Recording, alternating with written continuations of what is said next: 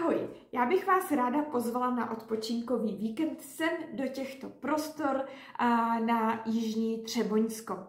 Pro koho takový víkend je?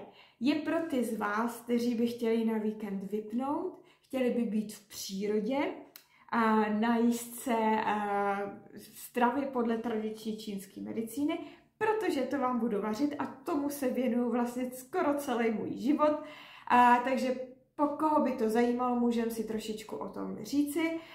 Budeme respektovat hlavně období, v kterým se budeme tady scházet, protože každý odpočinkový víkend má určité téma. To téma je vždy v souladu s tím obdobím, s tím s tím přírodními cykly, takže my se určitě budeme napojovat na to, co se v té přírodě děje a uděláme si rituály. Rituály na ten daný čas, aby jsme se lépe spojili a napojili. Budeme tady ve velmi omezený nebo úzké skupině žen, je to pro ženy, bude nás maximálně 7 i se mnou.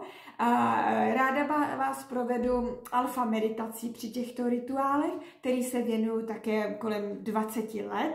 Bude to meditace na určité téma a jak nás bude malá skupina lidí, budeme řešit jednotlivosti každé z vás pro té, co byste si případně chtěli vyřešit a nebo jenom zrelaxovat. To záleží, v jaký životní fázi se právě nacházíte. Budu dělat všechno pro to, aby se tady sešla, aby jsme se byli navzájem podporující, laskavé a abyste se maximálně načerpali sil na tomto našem společném setkání. V létě si můžeme jít zaplavat, máme tady nádherný pískovny hned za domem, nebo za domem, asi kilometr za domem, takže je to čas odpočinku, relaxace, meditace a bytí v přírodě. Tak se na vás moc těším. Ahoj!